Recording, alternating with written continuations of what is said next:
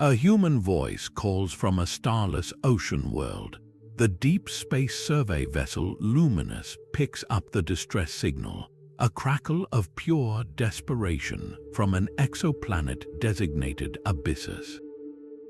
Its sun has gone dark. Captain Aris Thorne makes the only choice he can, ordering an immediate descent into the unknown. He reminds his crew they are the only ship in range and that the signal is unmistakably human. By answering this call, you will discover the terrifying price of bringing light back to a universe that has learned to live without it.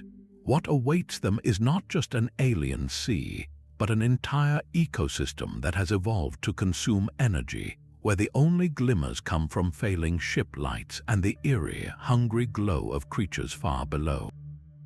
What would you be willing to sacrifice to keep a single light from going out forever? The descent was a plunge into oblivion. The Luminous tore through the upper atmosphere, a fragile sliver of metal and light, only to be swallowed whole by a shroud of permanent cloud. External cameras showed nothing, not the faintest hint of a horizon, not a single photon of reflected starlight. It was a visual void so complete the ship's own floodlights seemed to be consumed inches from the hull. On the bridge, Navigator Kale's voice was tight, each word measured against the groaning strain of the ship's frame. Atmospheric pressure readings are spiking into the crushing range.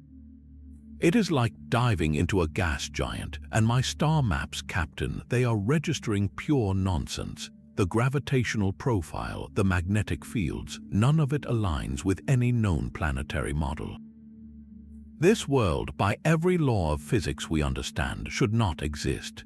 As if in response to the declaration, the Luminous shuddered violently. A deep, resonant boom echoed through the decks, the sound of reality itself pushing back.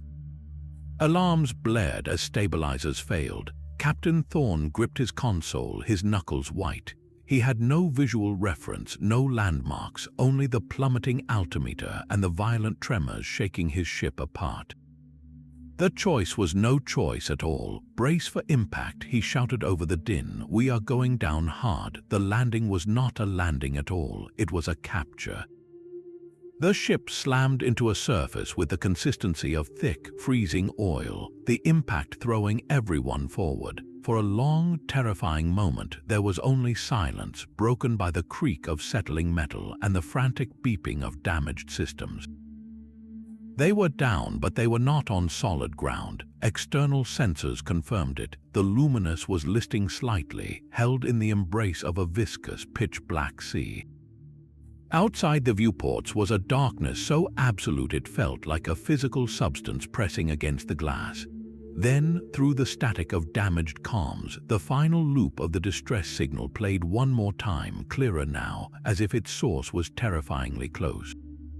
The voice was ragged, breathless, a raw scrape of sound against the silence. "The light is life," it gasped. Do not let it go out." The transmission ended with a final, hollow crackle, leaving the crew of the Luminous adrift in an impossible ocean, with only a dying plea as their compass. What do you do when your only instruction is to protect something you cannot even see? The silence was broken by the hum of emergency power. Captain Thorne ordered the external lamps activated, a desperate attempt to carve a bubble of reality from the dark. Brilliant white beams stabbed into the abyss, and for the first time they saw their prison. The water was not black, but a deep, translucent violet, thick as syrup. And in that sudden illumination, movement, monstrous, pale shapes like skinned whales and eyeless eels the size of shuttles, darted away from the invasive glare, their forms blurring into the gloom the instant the light touched them. It was not a retreat from a predator, but a recoil from pain. On the science deck, biologist Dr. Ilara Vance had already drawn a sample from an external port. She stared at a scanner, her face illuminated by its cold blue glow. Her voice, usually so steady, came out as a trembling whisper over the shipwide calm. "Captain, this is not just water. Its viscosity, its chemical composition, it's a nutrient-rich synaptic fluid, and it is carrying faint bioelectric signals." A constant whispering chatter. This entire ocean is a living, thinking membrane. Before anyone could process her words, the Luminous groaned, tilting sharply to port. On the main viewer, something enormous drifted into the edge of the light. A colossal, translucent leviathan, its body a gelatinous sac through which they could see the ghostly outlines of organs that glowed with a soft, pulsing internal light. It moved with impossible slowness, brushing against the hull in a gesture that felt less like an impact and more like a blind, curious nuzzle. Then every light on the bridge flickered. A wave of cold washed through the deck. Engineer Rourke slammed his hand on the engineering console, his shout cutting through the stunned silence. It's not attacking. It's feeding. It's drawn to our power signature, our heat, our light. We are not a ship down here, Captain. We are a meal. The creature outside pulsed brighter for a moment, as if savoring the taste, and the ship's internal lights dimmed another fraction. What do you do when the very environment sees your existence as a source of sustenance? A cold dread settled over the bridge, deeper than the chill from outside. Engineer Rourke's diagnosis was a death sentence. They were a beacon in a world that consumed beacons. Every system, every light, every breath of warmth was a leak of precious energy into a hungry void. Captain Thorne forced his mind to focus on the mission, the distress signal. We are not here to study the local wildlife, he said, his voice cutting through the fear. We are here to find the source of that transmission, run a full spectral scan, look for any energy signature that does not belong to this place. The order was a gamble, using more power they could not spare, but it was their only thread. The scanner swept the abyssal plain below them, its active pulse feeling like a shout in a silent cathedral. For long minutes, there was nothing but the chaotic, whispering bioelectric noise of the ocean itself. Then a sharp, angular return appeared on the navigational grid. A structure. It was buried under sediment a full kilometer below their precarious position, but its outline was unmistakably human, a geometric scar on an organic world. Identification tags flickered on the screen. Colonial Science Module Aegir Registry Ganymede Outpost, listed as lost with all hands 73 years ago. The crew stared. This was not a recent castaway. This was a ghost. Thorne made his decision instantly. Suit up, we are going down there. The dive was a descent into a different kind of pressure. Their reinforced pressure suits were miniature ships, armed with painfully bright headlamps that seemed to push the viscous darkness back only a few precious meters. Outside the glowing orbs of their lights, things moved. Silhouettes brushed against them, not with aggression, but with a terrifying, investigative curiosity, each touch sending a shiver of cold through their suit systems as power levels ticked down infinitesimally. They reached the seabed, a landscape of rolling, fleshy mounds and towering spires of bioluminescent coral that dimmed as they approached, and there it was. The Aegir was a tomb. It lay half-buried, its hull cracked open like an egg, but the breach was sealed from the inside by a strange, fibrous growth that pulsed with a faint grey light. Thorne led the way inside, his beam illuminating a scene of perfect, frozen abandonment. Chairs were pushed back from tables, data slates lay scattered. A pot of synthetic coffee sat cold on a heating plate. It was as if every single person had simply stood up and walked out into the ocean at the same moment. In the command pod, a single screen glowed with a persistent low-power error message. Thorne touched it, and a log entry began to play. The voice was calm, professional, and utterly shattered. Final log, Aegir Science Lead. The dark tide is rising. Our attempts to communicate were a mistake. We thought we found a neural network, a planetary consciousness. We were wrong. It is a reflex, a hunger. It followed the light back to its source, us. Our only chance was to sever the connection, to cut the umbral cord it had woven to our reactor. We succeeded. The voice broke, a sob barely contained, but the cost was the sun. The transmission ended. As the last word echoed in the dead module, Thorne felt his suit light flicker. He looked at his team and saw their helmet beams dim in unison, as if the very memory of the log had drawn the darkness closer. They had found their answer, and it was a warning written in the extinction of a star. What do you do with a truth that extinguishes your own light? The data crystal was a sliver of cold glass in Elara's trembling hand. She slotted it into her suit's portable reader, its pale blue light a defiant spark in the command pod's gloom.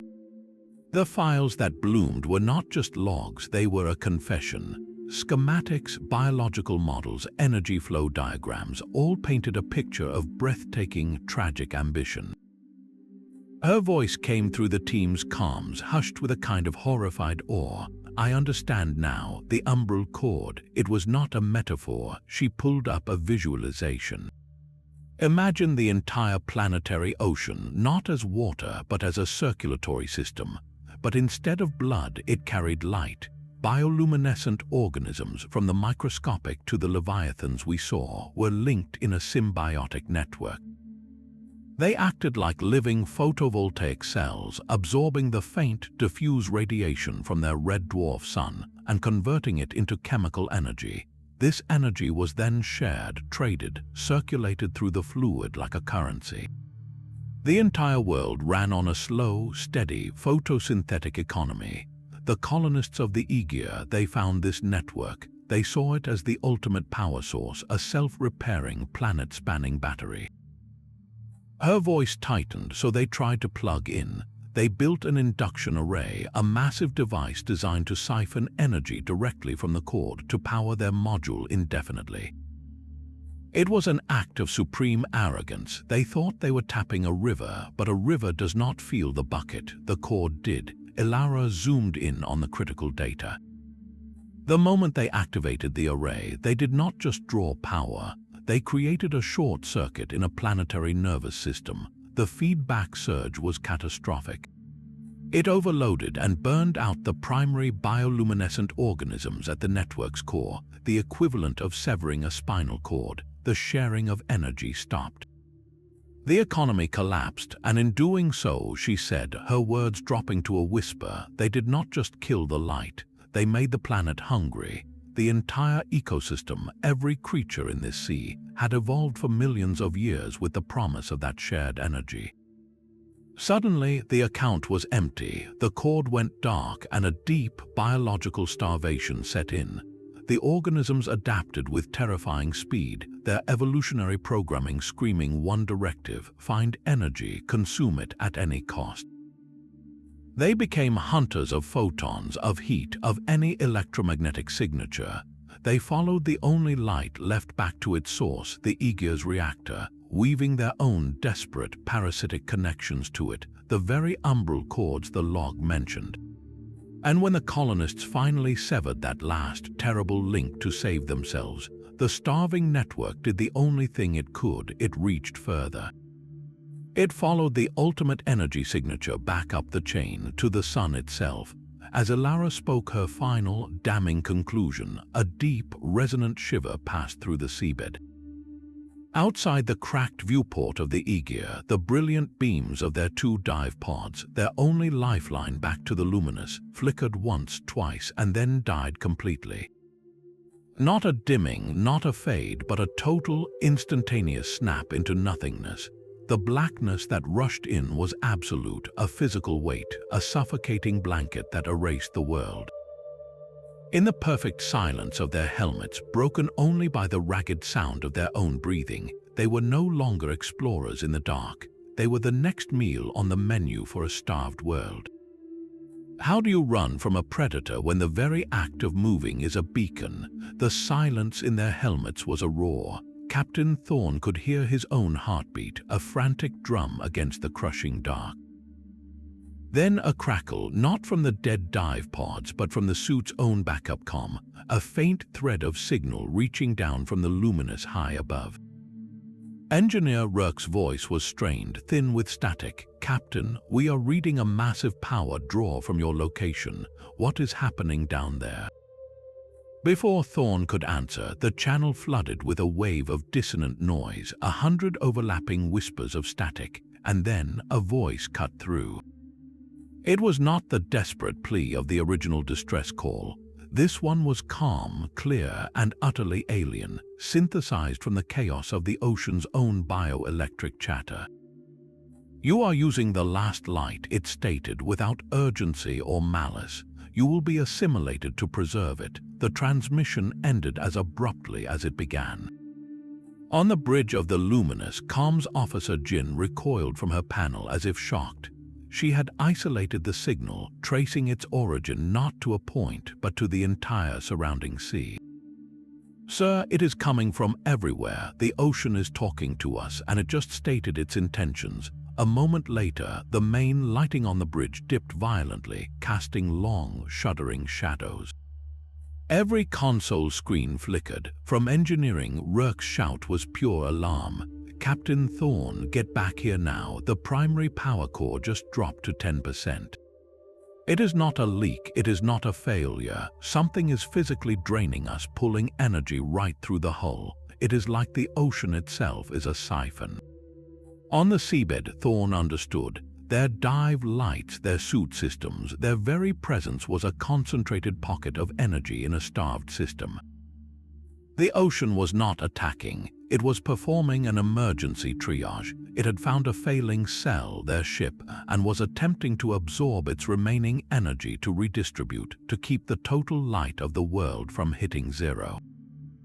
The voice's promise of assimilation was not a threat, it was a biological imperative. To preserve the light, you must become part of the darkness. Thorne made the only choice left. He opened a channel to the Luminous, his voice cutting through the rising panic. "Rourke, listen to me. Initiate a full systems shutdown, everything non-essential. Life support to minimum, all external emissions, all internal lighting except for emergency beacons. Do it now. We have to disappear." The protest was immediate, but Thorne overrode it. "We are a beacon in a world that eats beacons. The only way to survive is to stop shining." On the Luminous, Rourke's hands flew across the engineering console with a mechanic's grim resignation. With a series of deep, groaning thuds, the great ship began to power down. The hum of the engines faded into silence. The bright white glow of the external lamps winked out one by one. The interior lights dimmed to a faint, blood-red gloom, casting the corridors in the eerie light of a dying ember. The ship went dark and quiet, a metal corpse adrift in a hungry sea. In that new, profound silence, they could feel it, a slight lessening of the cold seep through the hull, a subtle easing of the drain on the power core.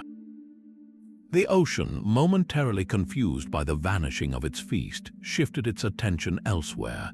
They had played dead, and for now it had worked, but they were now trapped in a freezing, lightless coffin, with a power reserve ticking down toward absolute zero. How long can you hold your breath in the dark before the darkness decides you are no longer alive? The silence aboard the Luminous was a living thing, a thick and watchful quiet. Power was a memory, heat a luxury. Yet on the science deck, Ilara Vance stared at her passive scanners, which drank almost nothing, and saw a ghost in the machine. "A pattern," she called Thorne over, her voice a hushed breath in the red gloom. "Captain, look, the ocean floor near the E-gear, it is not uniform. There is a conductivity trail, a path of minerals with residual charge. And something else, faint thermal echoes spaced like footsteps leading away from the module and into the deeper trench. It is as if someone or something walked away from that disaster and left a fading imprint on the world itself." Thorne made a decision. They would follow the ghost. A second dive was insanity, a reckless expenditure of their dwindling suit power, but the alternative was to wait in the dark for their own light to fade. He took Kale and Ilara. This time, they used only the lowest setting on their helmet lamps, a dim, narrow beam that felt like a whisper compared to their previous shout. They moved like shadows, kicking off from the seabed in slow, careful arcs, and then Ilara saw it, a faint blue-green pulse in the murk ahead, like a dormant firefly stirred by their passage. She drifted toward it, her light brushing over a fan of crystalline coral. At the touch of her beam, the structure ignited, not with a flash, but with a slow, waking glow that traveled along its branches, connecting to a nearby fungal mound, which also began to pulse with soft light. It was a chain reaction. As they moved forward with exquisite slowness, their minuscule presence acted like a key. Dormant bioluminescent flora awoke along a specific, winding path, creating a faint, ethereal road through the abyss. It was a breadcrumb trail of light, laid down millions of years ago and waiting for the right spark. The path led them over a ridge, and what they saw on the other side stole the breath from their lungs. A city, it sprawled across the ocean floor, not built of stone or metal but grown. Towers of spiraling, iridescent chitin rose like giant seashells. Arches of woven, glowing kelp spanned vast avenues. Structures pulsed with slow, internal rhythms, their light a deep, sleeping purple. It was breathtaking, organic, and utterly still. Cale hovered beside Thorne, his navigator's mind seeing not architecture but infrastructure. His whisper was filled with awe and dread. "Captain, it is not ruins.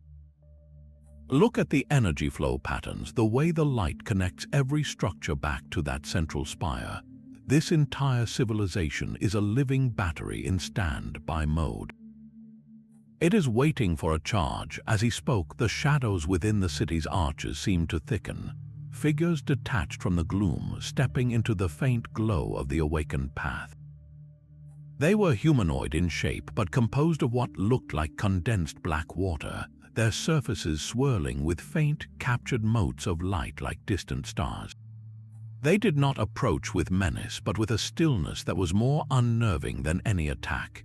Then one figure stepped forward directly into their pooled light. It did not have a face, but its form rippled, and a sound emerged, not from a mouth, but from the water around them. It was a chorus, 100 whispering voices layered into one resonant statement that vibrated in their bones. "You carry the seed of the old light. You must reignite the heart." The words hung in the water, a command that was also a plea, an invitation that felt like a sentence. The shadowy figure extended a hand, not of flesh but of liquid darkness, pointing toward the city's central, dormant spire. In that moment, Thorne understood the true scale of their choice. They were not rescuers, they were a match brought to the fuse of a slumbering world. The custodian's gesture was not a request, it was gravity. Captain Thorne, Ilara, and Cale followed the liquid shadow being through the silent avenues of the sunken city, their dim suit lights the only moving points in a vast, sleeping cathedral. The path sloped downward, leading them into a cavern so immense their beams could not find its ceiling. In the center of that colossal space, it waited. The heart of Abyssus was not a machine, it was a geological organ. A titanic, multifaceted crystal, easily the size of the Luminous, rose from the cavern floor. Its surfaces should have blazed with captured starlight, but they were dark, a deep obsidian black, and running through its core was a single, jagged fracture, a scar of absolute nothingness. The custodian flowed to a stop before it, its form rippling with what could only be interpreted as profound grief. The chorus voice echoed in the water around them. This was the converter, the nexus where the light of the sky became the life of the deep. Your kin sought to take its power. They broke the cycle. Ilara drifted closer, her scanner humming softly. She saw it then, the truth laid bare in the crystal's geometry and the residual energy signatures clinging to the fracture like a phantom limb. Her breath caught. "Captain, it is all connected. This crystal, it is a natural quantum resonator. It did not just distribute the sun's energy through the Umbral Cord, it amplified it. It tuned the faint radiation into a spectrum the entire biosphere could use." She pointed a trembling glove at the blackened scar. The colonists' induction array, it did not siphon power. It created a sympathetic resonance with the heart, but at a catastrophic frequency. It was like shouting into a fragile glass. The feedback loop shattered its tuning capacity. The amplification reversed. Instead of giving light, it began to pull it, and it pulled from the strongest source in the system. Thorne's blood ran cold. The star, it consumed its own sun's light. The custodian's form solidified, its star-mote eyes fixing on them. The dark tide is not a creature. It is the hunger of a world whose heart has stopped beating. It is the reflex of every cell, from the largest leviathan to the smallest spore, seeking to restart the cycle by any means. It gestured to the dark, fractured crystal. Without a new light source of sufficient purity to catalyze the heart, to heal the fracture and begin the song again, the tide will continue to consume. It will drain every spark, every jewel, every whisper of heat. It has already tasted your ship. It will not stop until your vessel and you are cold and silent. The warning hung in the water, a final, terrible equation.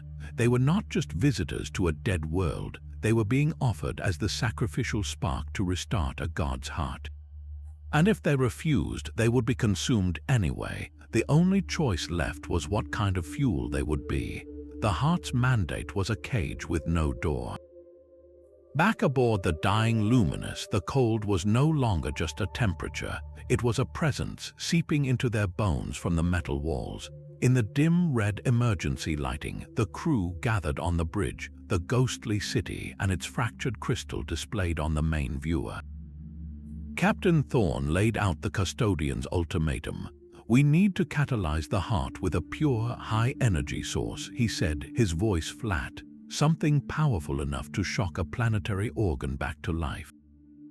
Our ship's reactor does not have the output, and even if it did, the transfer would kill our power long before it reached the crystal."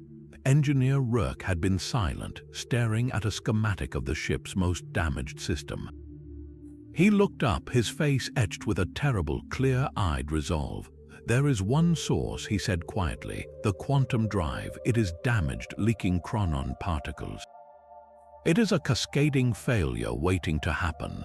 But if we deliberately overload it, if we channel the entire remaining reactor output into forcing a catastrophic containment breach," his words hung in the frigid air, "it would create a localized quantum singularity event. For a fraction of a second, we would generate a miniature, artificial star, a flash of creation energy, pure and undiluted." The silence that followed was absolute. Then Thorne was on his feet, the horror of it breaking through his command calm. "That blast will vaporize the ship and everyone on it. It is not a plan, Rourke, it is a funeral pyre. We came here to save a life, not to commit collective suicide."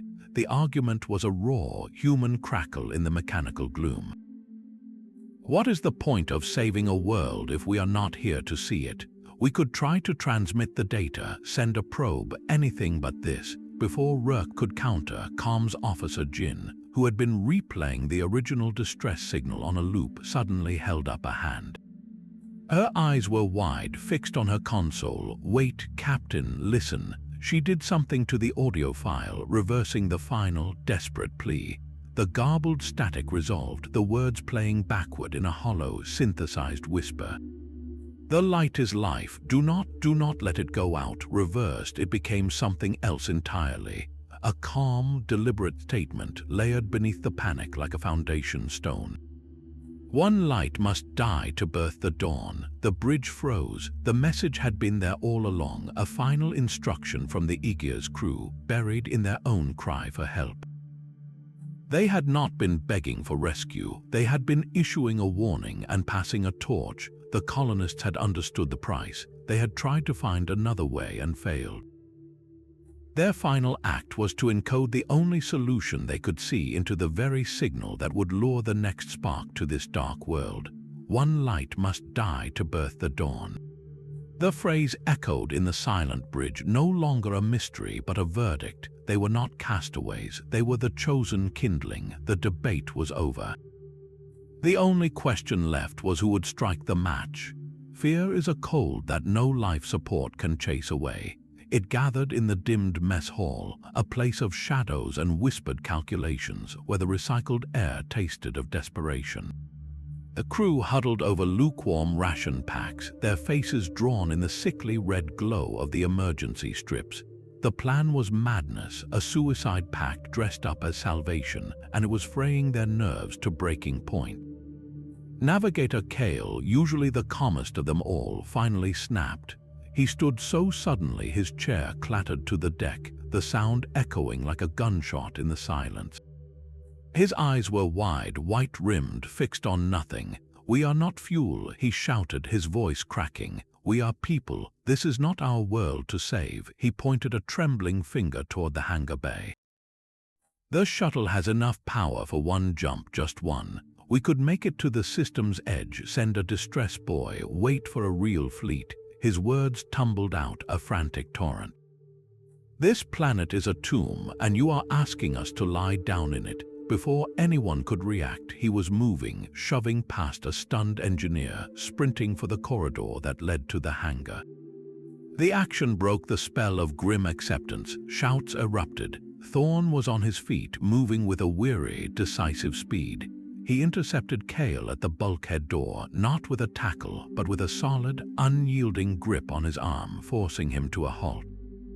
The two men stood locked in the crimson gloom, one trembling with panic, the other rigid with a terrible certainty. "Running just delays the inevitable," Thorne said, his voice low and cold as the void outside. His words were not angry but final, a statement of physical law. "Every second the shuttle's engines burn, it bleeds light into this sea. We would be a moving feast, Kale. A last bright spark for the tide to chase down and extinguish." He leaned closer, his gaze holding the navigator's. "Our light is the only currency here, and we are spending it fast. Fleeing just means we die exhausted, alone, and in the dark, having changed nothing. Here, our light can mean something more than just our own survival." Kale's defiance crumbled into ragged sobs, the fight draining out of him. He wasn't afraid of death, they all realized. He was terrified of meaningless darkness, of being consumed without a trace. Thorne's words, harsh as they were, offered a terrible kind of solace, a purpose. The silent crew watched, and in that moment, the last flicker of dissent guttered out. The shared dread crystallized into a shared resolve. There would be no more debate, no more fantasies of escape. They were the crew of the Luminous, and they would see their final duty through, not as victims, but as the authors of their own eclipse. The question was no longer if they would do it, but how they would ensure their single, brilliant flash was enough to wake a sleeping god. The work was a kind of sacred blasphemy. In the cavernous main engineering bay, lit only by the sickly green glow of bioluminescent algae they had carefully scooped from the seabed, Engineer Rourke and his team performed open-heart surgery on a dying starship. Their tools were spread across makeshift workbenches, each movement deliberate and slow, as if a single sudden sound could bring the hungry dark crashing down upon them. Rourke's hands moved inside the quantum drive's access panel, rerouting power conduits with a surgeon's precision, his face illuminated from below by the eerie algae light. He didn't look up as he spoke, his voice a low mutter meant for the machine itself. "The core is unstable. We are bypassing every safety protocol, every failsafe. One wrong calculation in the magnetic containment sequence, one voltage spike, and we implode early. We would not even see the tide coming." The statement hung in the cold, damp air, not as a complaint, but as a simple fact of their new reality. They were not fixing the drive. They were turning it into the universe's most precise and powerful bomb, with themselves at the very center. On the bridge, the external sensors told a different, more visceral story. The passive scanners, running on a trickle of power, painted a horrifying image on the main viewer. The dark tide was no longer an abstract concept, it had become visible. A vast, swirling vortex of absolute blackness was forming in the ocean around them, a whirlpool of nothingness that blotted out the faint, sleeping glow of the distant city. It moved with a terrible, slow purpose, a hurricane of anti-light. It was not made of water, but of the organisms themselves, billions upon billions of them, drawn into a coordinated frenzy by the Luminous' last, stubborn emissions of heat and residual power. They were a single, coalescing hunger, and the ship was the last crumb on an empty plate. Captain Thorne watched the screen, his jaw set. He opened a channel to engineering, his voice calm against the visual storm. "Rourke, we have a visual on the tide. It is converging. Estimate your time." In the algae-lit gloom, Rourke wiped sweat from his brow, his eyes never leaving the delicate web of wiring. "The final sequence is the cascade initiator. It is a manual trigger, Captain, a physical switch. Once I close this circuit, the drive will begin drawing every last joule from the main reactor. We will have approximately 90 seconds of power buildup before the containment field collapses and the singularity forms." He paused, his hand hovering over a shielded lever. "There will be no aborting, no turning back. The ship will go completely dark the moment I throw it. We will be in freefall, in the silence, waiting for the end we engineered." The choice was now binary, a switch in every sense of the word. They could wait to be consumed by the approaching tide of darkness, or they could choose the moment of their own annihilation, transforming it into a spark meant to outshine them all. The engineering bay felt like the still, silent eye of a storm, where the only sound was the soft, desperate breathing of the crew and the faint, hungry swirl of the void pressing in from every side. The lever felt colder than the void outside. Rourke's hand rested on it, a statue in the green algae light, when a soft chime echoed through the dead quiet ship. It came from the external airlock sensor, a system running on its own dying battery. On the bridge monitor, a shape resolved in the murk outside the main hatch. It was the custodian, its form less defined now, shimmering like heat haze over a dark road. It did not request entry. It simply flowed through the hull's outer seal as if the metal were a suggestion, materializing inside the airlock chamber, a pool of living shadow in their red-lit world. The chorus voice filled the corridor, not through speakers but in their minds. "Your sacrifice is pure but crude. A burst in the dark may fail to reach the heart before the tide consumes it." The being's star-mote eyes fixed on Thorne. "We can be the conduit. We can guide your final light along the old pathways, direct it into the fracture with precision." The efficiency would increase tenfold. A surge of desperate hope flared in Thorne's chest, but it was instantly tempered. The custodian continued, its tone shifting to one of profound, aching need. "But to hold form in the presence of such energy, to not be scattered by its passage, we require ballast, a memory, a moment of pure personal light." It extended a hand, not of water but of condensed twilight. "Each of you must give one, a memory where you felt most alive, most luminous. We will carry its essence like a shield. In return, we offer your light a purpose, not just an end." The silence that followed was deeper than any before. This was not physics, this was alchemy. They were being asked to pay not with their lives, but with the very moments that made those lives worth living. Engineer Rourke was the first to step forward, his face grim. He closed his eyes. "I remember the first time I saw a quantum drive ignite from the inside of a service pod," he whispered. "Not on a screen, not in a simulation. The raw, blue-white cascade of creation, folding space itself. It was terrifying. It was beautiful. I knew in that second what I was meant to do." As he spoke, a faint, shimmering wisp of silver light, like captured starlight, seemed to peel from his temple. The custodian inhaled it, and for a moment its form solidified, gleaming with a hard, metallic sheen. Rourke staggered, as if a vital piece of his inner scaffolding had been removed. The memory was gone, not forgotten, but emptied of its feeling, its warmth, leaving only the cold facts behind. Navigator Cale went next, his earlier panic replaced by a hollow resolve. "The desert at night on Proxima 3, he said, his voice thin. The sky was so clear you could see the galactic core like a river of diamonds. I was alone, and for the first time I did not feel small. I felt connected, a thread in a vast, beautiful tapestry. A soft, gold-tinged wisp drifted from him. The custodian absorbed it, and its form gained a subtle, cosmic shimmer. Cale's shoulders slumped, the profound peace of that memory now just a story he could tell but never feel again. One by one they came. The medic gave the memory of her daughter's first genuine laugh after a long illness, a sound that had filled a sterile room with sun.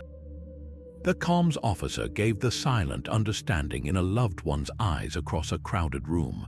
Each donation left the crew member visibly dimmer, a little more ghostly, as if they were fading from the inside out. Finally, Captain Thorne approached. He thought of 1,000 command moments of victories and narrow escapes, but they felt like duty, not light. Then it came to him. Not a moment of triumph, but of quiet certainty. He was 12, repairing a broken solar charger on his family's homestead during a dust storm. His hands were filthy, his back ached, but when the connector snapped into place and the tiny indicator glowed a steady green in the gathering dark, he knew with absolute clarity that he could fix things. He could make broken systems work. He offered the memory the feel of gritty plastic, the smell of ozone, the stubborn, defiant green light. A simple emerald wisp left him. The custodian absorbed it, and its form finally achieved a solid, resonant stability, a figure woven from stolen starlight, desert nights, laughter, and the quiet glow of a repaired circuit. "We are ready," it intoned, its voice now rich with the echoes of their stolen light. "The bargain is struck. Your light will not be wasted. It will be a song." The crew stood together in the eerie gloom, feeling hollowed out, their pasts ransacked to buy a future for a world that was not their own. They were no longer just a crew sacrificing their future. They were ghosts sacrificing their past. What remains of a person when you take away the moments that shone the brightest? The hollow silence was shattered by a roar that had no sound. It was a pressure wave of pure negation, a wall of darkness that hit the Luminous like a physical fist. The ship screamed. Metal shrieked as entire sections of the outer hull crumpled inward, not from impact, but from a sudden, violent absence that collapsed the structural integrity fields. Emergency klaxons, starved of power, emitted a sickly, dying wail. On the bridge, the main viewer showed nothing because the external sensors had just been devoured. Captain Thorne was thrown against his console, the taste of copper filling his mouth. He grabbed the command channel, his voice a raw command cutting through the chaos. "All hands brace, seal the bulkheads." He could hear the terrible groans of the ship's skeleton, the hiss of atmosphere screaming into the void. They were being unmade from the outside in. He shouted the only order that mattered now. "Engineering, we initiate the sequence in 5 minutes or we are all consumed." In the algae-lit engineering bay, the world dissolved into nightmare. The walls themselves seemed to bleed shadow. Through fresh cracks in the reinforced plating, not water, but a viscous black energy seeped inward. It moved like liquid smoke, forming tendrils that quested blindly, drawn to the faint green glow of their work lights and the stronger, desperate hum of the quantum drive's priming cycle. Where it touched, light died. A tool left on a console vanished into a patch of perfect black. A bioluminescent algae pod was snuffed out, leaving a cold, dark stain. The tide was inside the ship. Engineer Rourke stood before the final lever, the custodian a solid figure of borrowed light beside him. A black tendril lashed out, wrapping around Rourke's ankle. He cried out, not in pain, but in a soul-deep cold, a feeling of utter draining emptiness. The custodian moved, a hand of shimmering starlight slicing through the dark tendril, which recoiled with a sizzling hiss. But more were coming, pouring through the cracks like ink into water. "We are out of minutes," Rourke gasped, his breath frosting in the suddenly freezing air. He looked at the custodian, then at the terrified faces of his team, their own stolen memories glowing faintly within the being's form. "This is it." On the bridge, Thorne watched as the darkness seeped up through the deck grates, a rising flood of nothingness. Consoles flickered and died permanently. The last of the red emergency lights guttered out, plunging them into a blackness so complete it felt like being buried alive. In that final, silent dark, with the cold tendrils of the tide brushing against his boots, Thorne opened a ship-wide channel for the last time. His voice was calm, a single point of warmth in the infinite cold. Initiate the sequence, light the spark. The command was not an end, but a beginning written in the language of a dying breath. The final seconds were a silent, shared breath in the dark. Comms Officer Jin was already moving before the order left the captain's lips, his hands flying across his dead console's backup interface, a small, independent unit powered by its own failing cell. The quantum drive's whine was a rising scream in the bones of the ship, a vibration that promised annihilation. His task was simple and impossible: to compress 73 years of tragic data, their own harrowing logs, and the biological schematics of a world into a single, tight beam of information, and fire it into the void before the expanding singularity shredded local spacetime. His fingers trembled not from fear, but from the cold leaching up from the deck, the same cold that was crystallizing the air in his lungs. The transmission protocol was a one-way shout, a scream into a cosmic canyon. It would drain the last of his console's power, and in doing so, sever the hardline connection to the rest of the ship, automatically sealing the reinforced comms room blast door. He knew the sequence. He had written the safety protocol himself. To send the message was to lock himself in a tomb. On the main channel, he heard the calm, final chatter of his crew, their voices thin with resolve and the unnatural cold. He opened a private line to Captain Thorne, his words rushed but clear. "The data burst is ready, targeting the nearest deep space relay. It will make it." "Sir, tell my sister," he began, then stopped. There was no time for sentiment, and in this final calculus, personal messages were a weight the transmission could not bear. He deleted the personal attachment with a swift, practiced tap. Instead, he typed a final line, a tag for the data, an epitaph for a mission. His voice was steady as he read it aloud to the captain, the words a quiet counterpoint to the ship's death rattle. "Tell them we found a world that forgot the sun. Tell them we reminded it." He took a deep, final breath of air that was already growing thin. "Initiate transmission in 3, 2, 1. His thumb pressed the final key. A brilliant, coherent spike of energy lanced out from the Luminous, a needle of information punching through the swirling tide, carrying the last testament of a dead colony and a doomed crew into the infinite dark. At that exact moment, the blast door to the comms room slammed down with a final, hydraulic shriek, sealing Jin in absolute darkness. The console before him died, its last jewel spent on that shout into the future. Outside the thick window, he saw the engineering bay vanish in a silent, expanding blossom of blue-white light, the birth scream of an artificial star. He did not close his eyes. He watched the light come, and in the last microsecond of his existence, Comms Officer Jin bore witness to the dawn they had purchased, a silent observer to the universe remembering how to shine.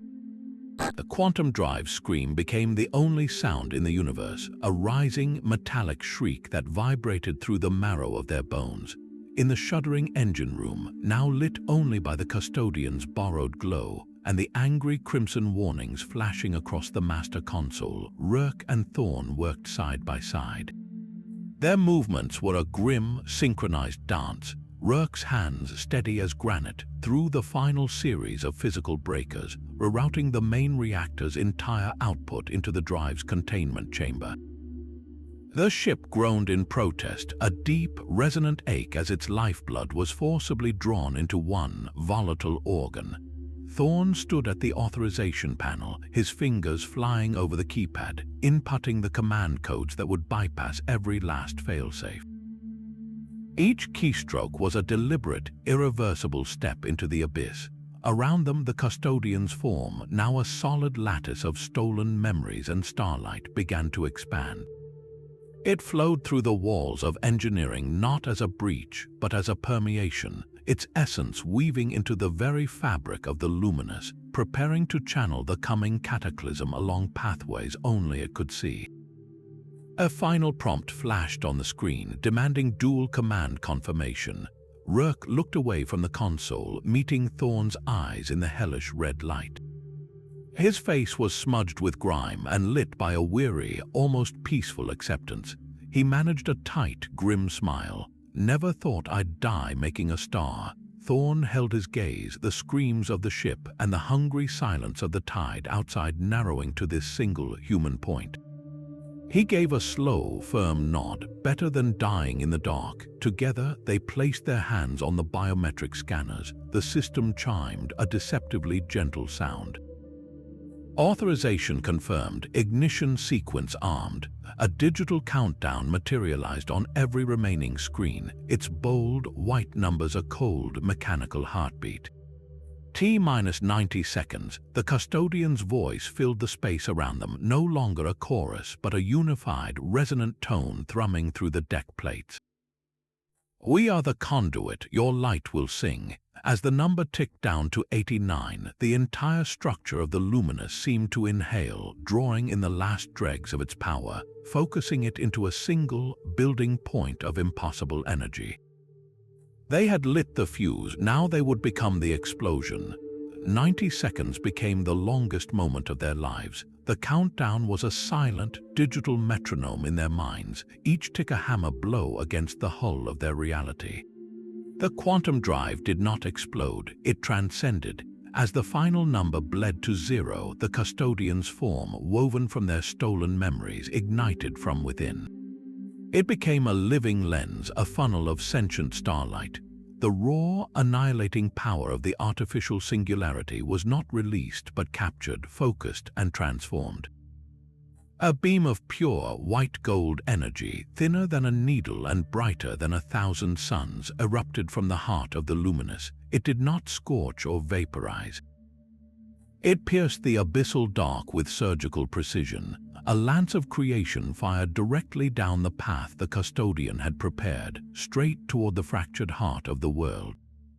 From the viewports of the dying ship, the crew watched breathless. The beam cut through the swirling tide like a blade through smoke, the hungry darkness recoiling from its unbearable purity.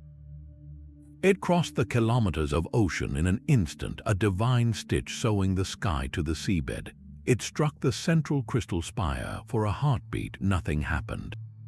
Then a web of light raced across the obsidian surface, tracing the old, jagged fracture. The crystal groaned, a sound felt in the soul, not the ears.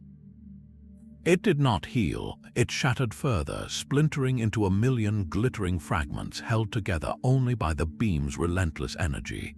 This was not the gentle rekindling they had hoped for. It was a catastrophic overload. Then came the flash. It was silent, and in that silence it was all the more devastating. A sphere of absolute white light bloomed from the heart, expanding faster than thought. It washed over the organic city, and for the first time in centuries, every tower, every arch, every coiled street was illuminated in stark, unforgiving detail. It was not the warm, sleeping purple glow of memory, but the sterile, brilliant light of a surgical theater, exposing a patient long thought dead. The sight was breathtaking and horrifying. The city was not just dormant, it was mummified, a fossil of a civilization preserved in eternal midnight. The flash burned their retinas, etching the image of the awakened necropolis into their minds. It was a false dawn, a beautiful, annihilating lie. The light did not bring warmth, it brought revelation, and the revelation was that some things, once broken, cannot be fixed, only seen clearly in their ruin. What do you do when your great sacrifice only serves to illuminate the scale of the catastrophe? The blinding flash receded like a wave pulling back from the shore. In its place, something new began, a pulse. A slow, deep, rhythmic throb of light emanated from the shattered heart. It was not the sterile white of the explosion, but a rich, living indigo, a color that seemed to vibrate with sound. With each beat, the light traveled. It raced along the ancient, dormant pathways of the Umbral Cord, a network suddenly visible as veins of brilliant blue fire igniting across the ocean floor. The pulse reached the organic city. Where the false dawn had exposed a fossil, this living light brought resurrection. The spiraling towers of chitin glowed from within, shimmering with intricate patterns of sapphire and emerald. The kelp arches blazed like bioluminescent rainbows. The entire necropolis was transforming into a living cathedral of light, its structures humming with reactivated energy. Around them, the oppressive, viscous blackness of the water itself began to change. It clarified, thinning from a hungry syrup into a crystal-clear, deep violet azure. The swirling vortex of the dark tide dissipated, its constituent creatures slowing, their forms shifting. The monstrous, pale shapes that had fled their lights now moved with a graceful, purposeful drift, their bodies developing delicate, internal patterns of soft gold and green. They were no longer hunters, they were citizens returning to their daily rhythms in a world suddenly made whole. Inside the shattered husk of the Luminous, on a bridge lit only by the reflected glow of a planet coming back to life, Ilara Vance pressed her hand against the cold viewport.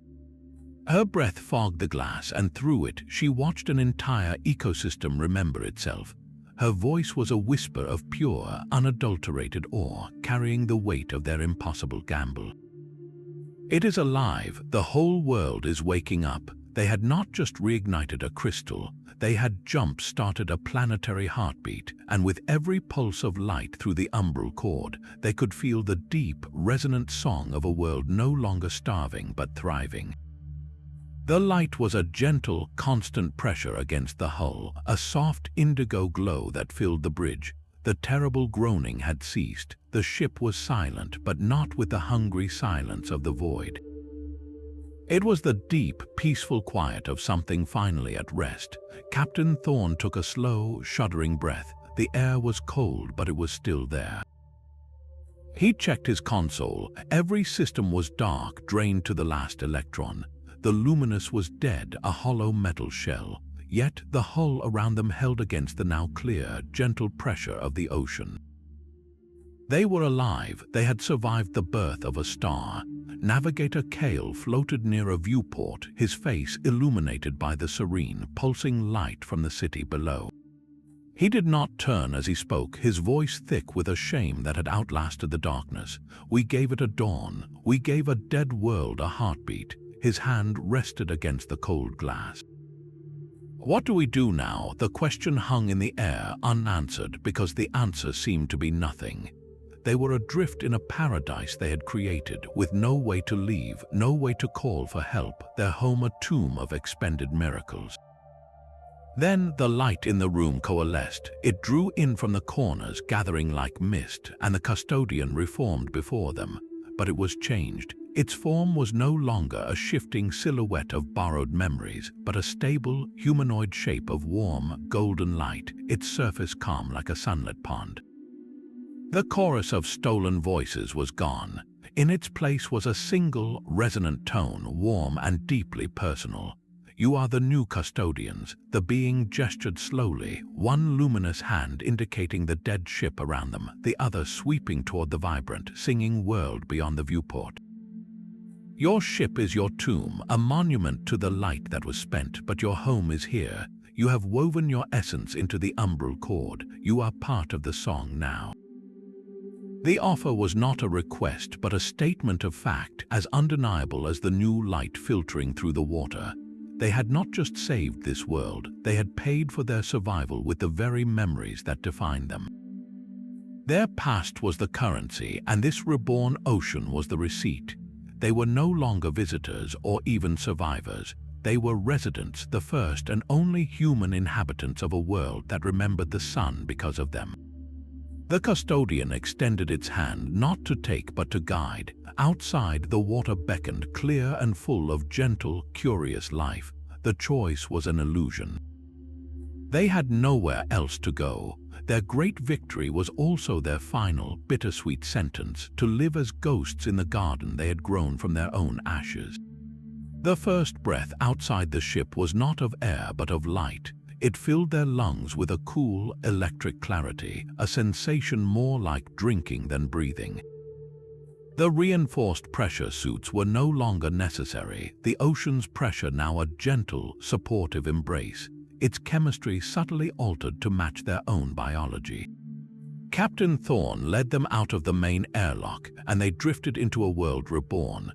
The monstrous leviathans they had once feared now moved past them with a serene, intelligent grace, their bodies swirling with intricate, friendly patterns of amber and teal.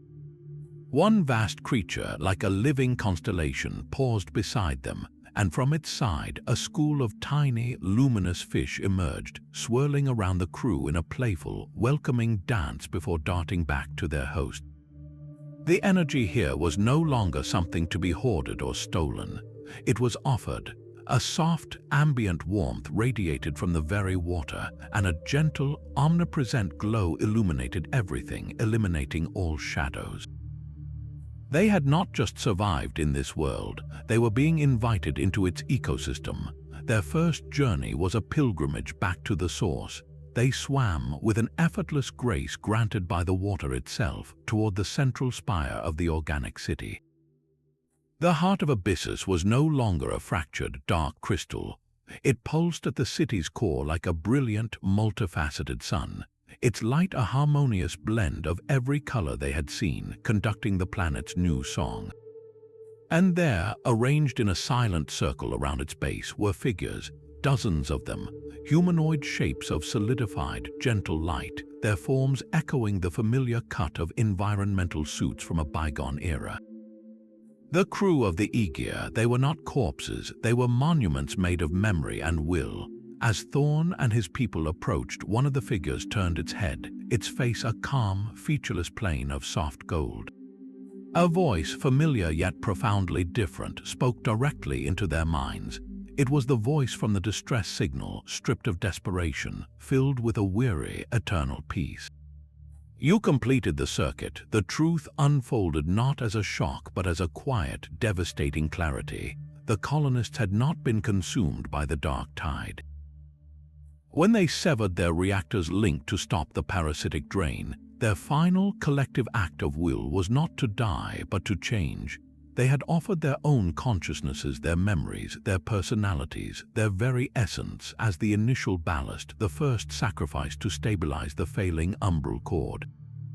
They became the original custodians, merging with the planet's neural network to form a guiding intelligence, a fail-safe to prevent another catastrophe.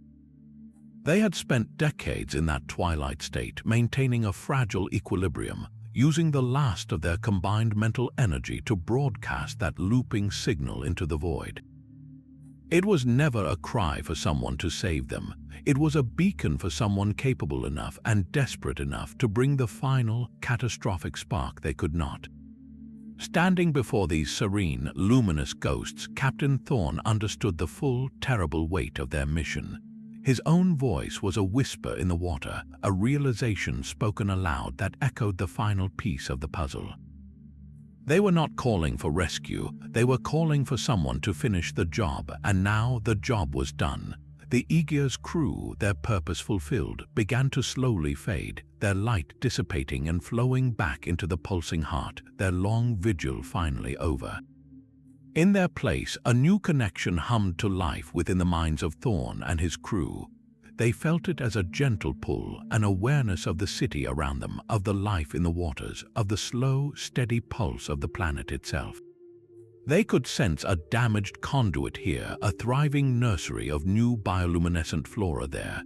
The Umbral Cord was not just a power grid, it was a sensory organ, and they were now part of its nervous system. The original custodians' words had been literal. They were the new stewards. Their home was a metal tomb suspended in a sea of light, and their duty was to tend the garden that had grown from their sacrifice.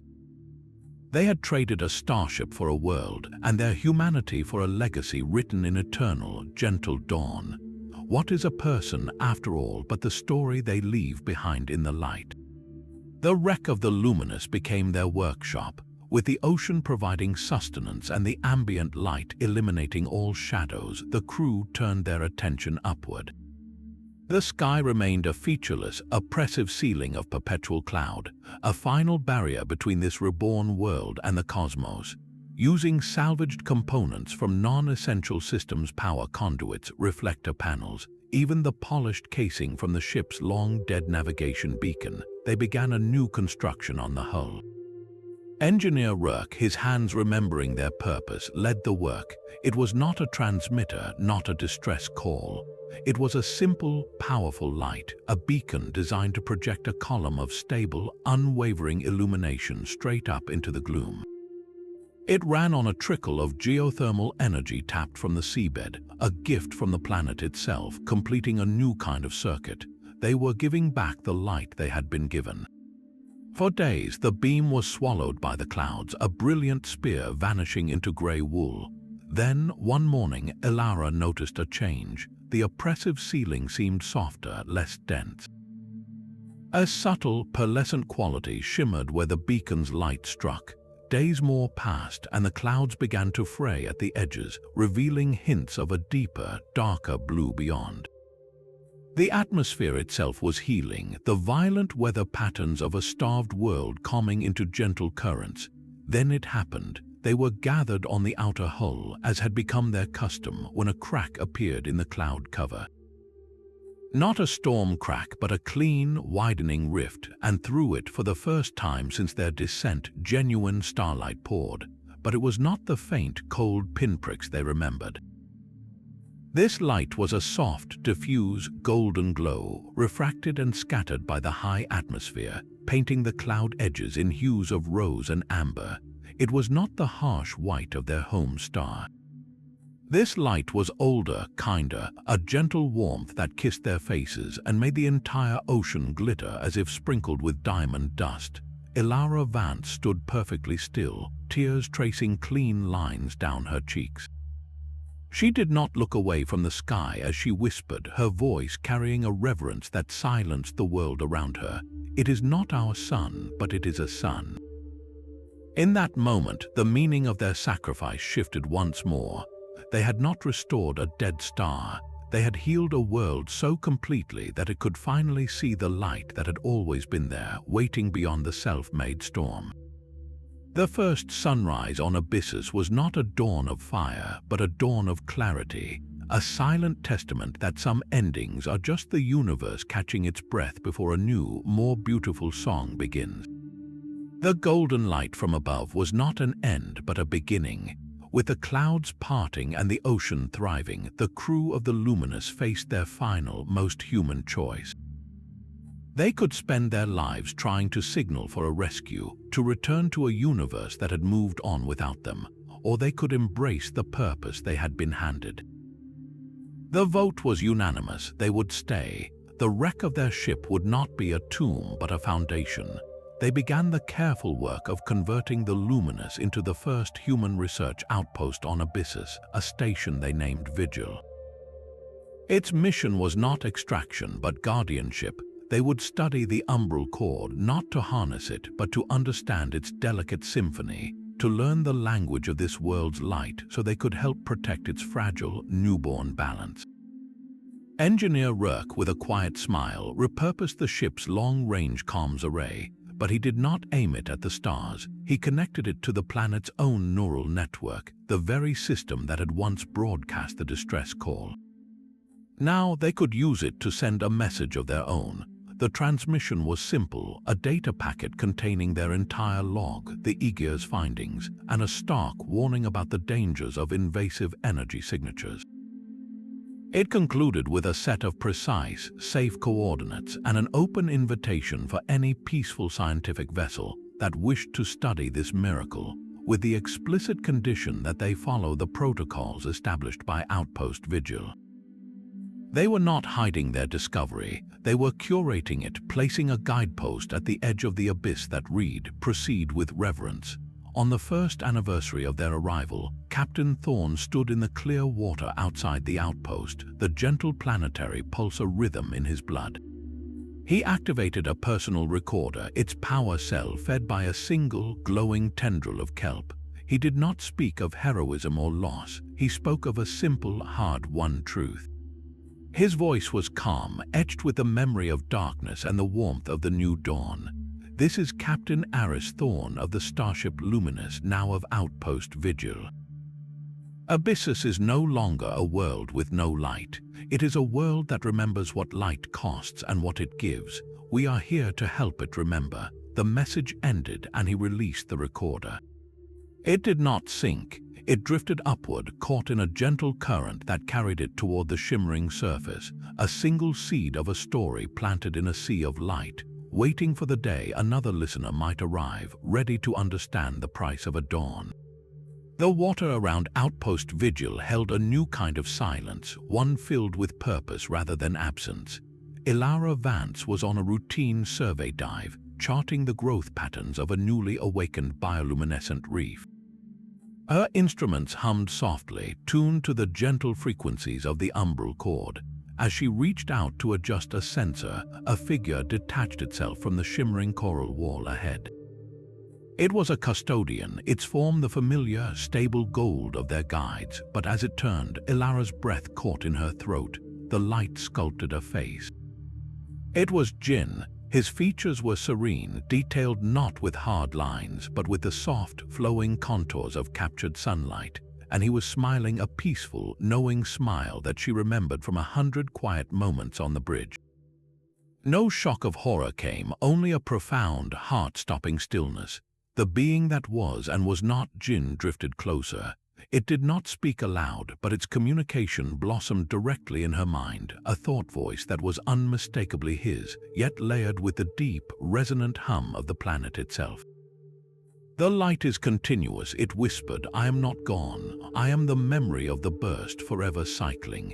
In that instant, Ilara understood with a clarity that bypassed logic. When the quantum drive had detonated, creating that micro-singularity, the energy was not the only thing channeled through the custodians. The final, focused consciousness of the crew in that moment, their acceptance, their resolve, the very essence of their sacrifice had been imprinted onto the energy surge itself. That imprint did not vanish. It was woven into the revitalized Umbral Cord, a permanent echo in the world's new song. Jin, Rurk, the medic, all of them who had stood in engineering, they were not ghosts haunting a paradise.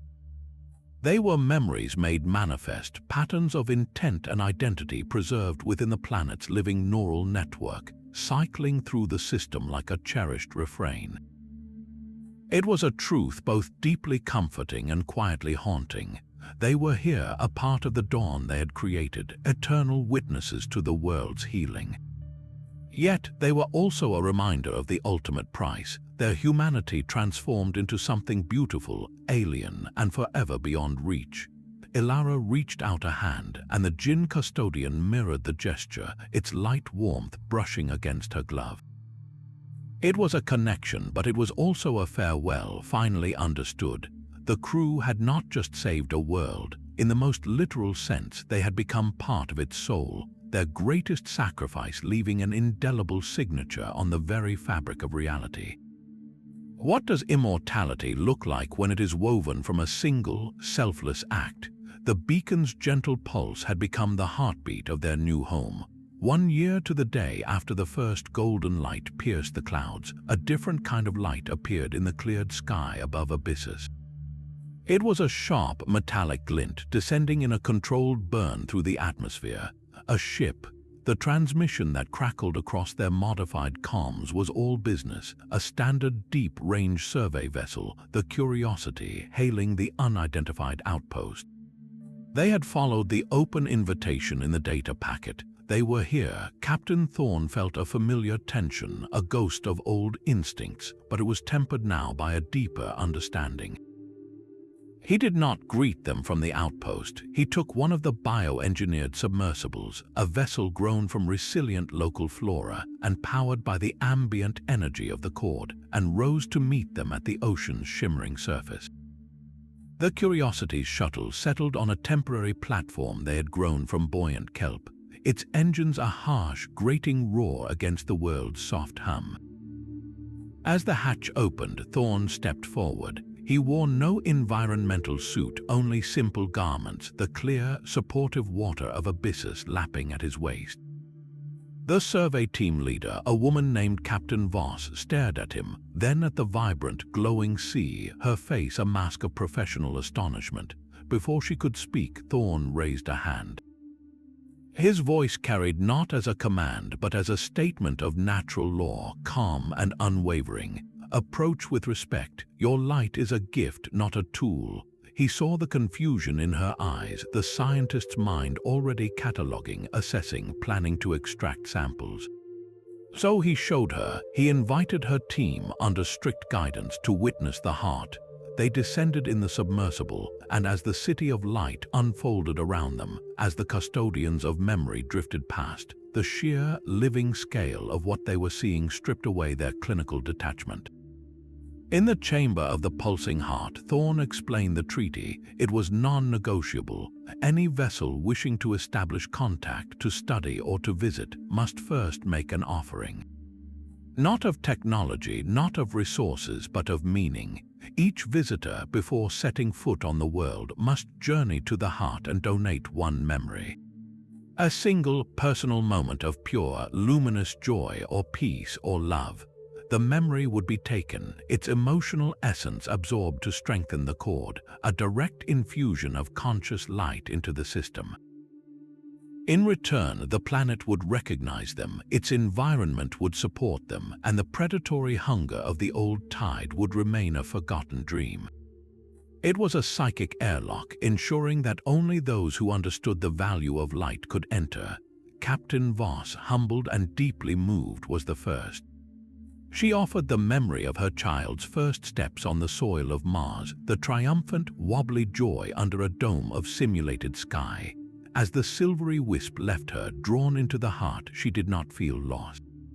She felt a profound connection, as if she had just introduced her daughter to a new, gentle universe. The treaty was signed not on paper, but in light, a new protocol born from the ashes of the old. The visitors could stay, could learn, but they would do so as guests in a living cathedral, their presence making it stronger, not risking its collapse. The beacon's call had been answered, and the first rule of this new world was forever established. You must give of your own light before you can share in its glow. The memory garden began as a simple experiment in biostability, a way to ground the abstract concept of the treaty in something tangible. Ilara found that the bioluminescent flora, when exposed to the specific emotional resonance of a donated memory, would not just glow but grow. It would shape itself, taking on forms and hues that echoed the essence of the memory itself. The crew dedicated a broad, sandy plain near Outpost Vigil to the purpose, and it became their most profound work. Visitors would come, offer their luminous moment to the heart, and then plant a spore from a neutral grey creeper into the garden soil. Within days, a new, unique life would emerge. A memory of a first love might sprout as a cluster of delicate, pulsing flowers in deep burgundy and soft pink.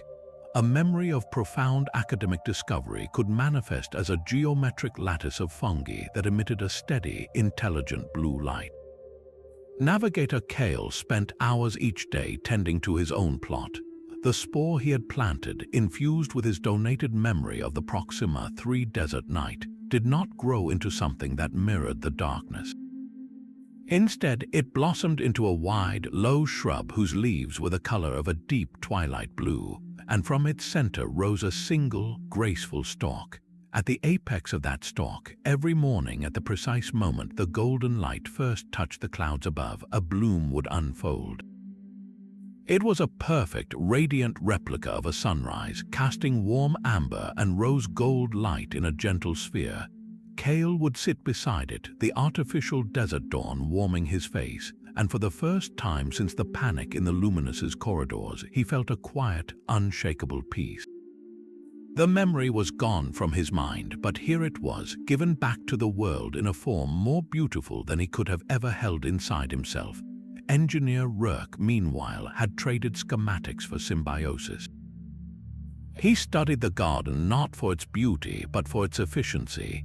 He charted how the memory plants shared nutrients through interconnected root systems, how they tuned their light emissions to avoid wasteful overlap, creating a harmonious, low-energy ecosystem that thrived on cooperation rather than competition. His new designs for outpost vigil systems were no longer about brute force generation, but about elegant integration. He built heat exchangers that mimicked the thermal regulation of the leviathans, and light collectors that worked like the photosensitive corals, absorbing and diffusing the ambient glow without draining it. Standing at the edge of the thriving garden, a data slate in his hand displaying a new energy grid that pulsed in time with the planet's own rhythm, he made a simple observation to Thorne. His voice held the satisfaction of a problem finally solved, not with a wrench but with understanding. We did not just save a world, we learned how to live with it.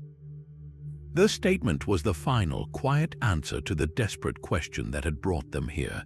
Survival was not about dominance or escape, but about finding your note in a larger, older song and learning to sing it with care.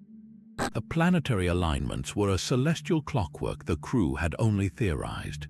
Then the Umbral Cord began to sing. It started as a deep, subsonic vibration through the water, a hum that resonated in their bones long before their instruments detected the subtle gravitational shifts.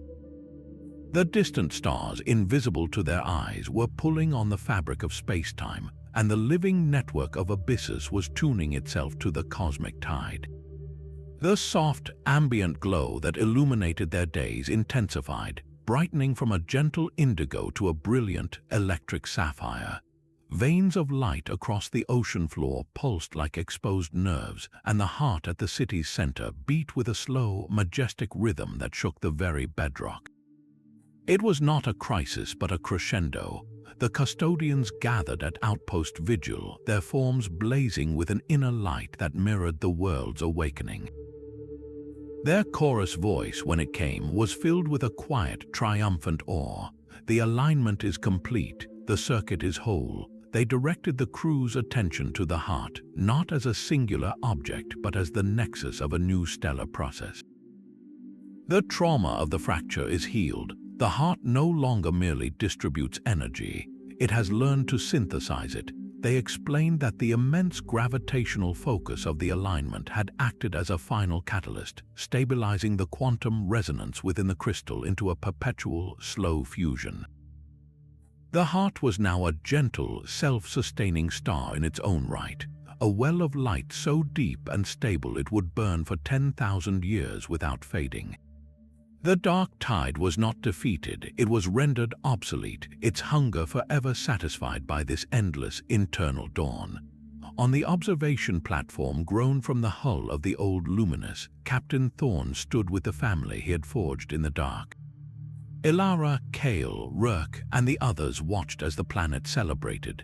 Luminous waves, not of water but of pure, condensed energy, began to roll across the global ocean.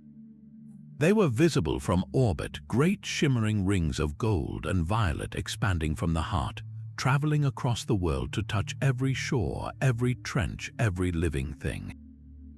It was the Umbral Cord's first heartbeat as a mature, independent being. Thorne looked at the faces beside him, illuminated by the passing wave, each one marked by loss, by sacrifice, and by a hard-won peace no one back home could ever understand. He did not raise his voice, he simply spoke into the radiant silence, his words for them alone, yet echoing the truth of the world itself. We are the keepers of the flame. Our story is now part of the tide. As the luminous wave washed over them, they felt it, a gentle integration. The echo of their memories in the cord, the physical reality of their garden, the very air in their lungs, it was all one continuous flow. They had not just witnessed a cosmic event, they had become a footnote in the geology of a star, their brief, brilliant struggle now woven into the eternal rhythm of a world that would outlive empires, outlast species, and glow softly long after their names were dust. What is a legacy if not the light you leave behind, pulsing in the deep long after you are gone? Time, in a world of gentle pulses, is measured not in years but in generations of light.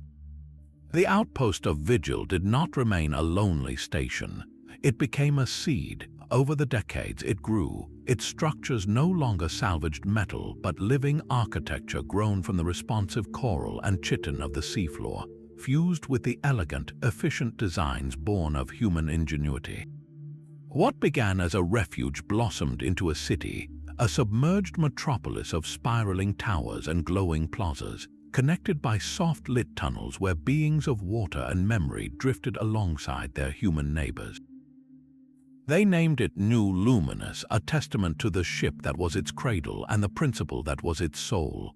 It became a beacon not of distress but of a quiet, revolutionary idea, a permanent embassy between humanity and a living, conscious world. In the highest chamber of the central spire, grown around the original hull of the Luminous like a protective shell, an old man sat by a wide, crystal viewport. Captain Aris Thorne's hands, once steady on a starship's controls, now rested calmly in his lap, tracing the patterns of light that danced on the water outside. The ocean was no longer a deep violet mystery, but a sun-dappled azure, the golden light from above filtering down to mingle with the rich, internal glow from below. It was a world of two suns, one distant and kind, one near and nurturing. A young visitor, a child of the new generation born to the sea, once asked him a question that had become folklore. The old captain's final log entry, recorded that day, would become the city's founding creed. His voice, weathered but serene, plays now over the scene of the vibrant, thriving world he helped create. They asked if I missed the stars. He begins, the recording carrying the soft hum of the city around him. I tell them I live inside one. We look up and see only a golden haze, but we are not beneath the sky. We are within a greater body. Every pulse of light through these streets, every breath of this water, is a photon born in the heart's gentle fusion. We are not observers of a star's light, we are citizens within its radiant sphere. The ocean world with no light was a myth we told ourselves out of fear. The truth we found is far stranger and far more beautiful. It just needed someone brave enough to strike the match and wise enough to tend the flame. The log ends not with a click, but with the sound of his soft, contented breath, and then the ever-present background music of this world, the gentle, eternal pulse of the planetary heart. It is a sound felt more than heard, a deep, resonant bass line to the symphony of life in New Luminous. It is the testament, it is the proof of a sacrifice that was not an ending, but a transplant, a fragile spark carefully moved from one kind of vessel to another, infinitely larger one. It is the rhythm of renewal playing on forever in the deep, luminous blue.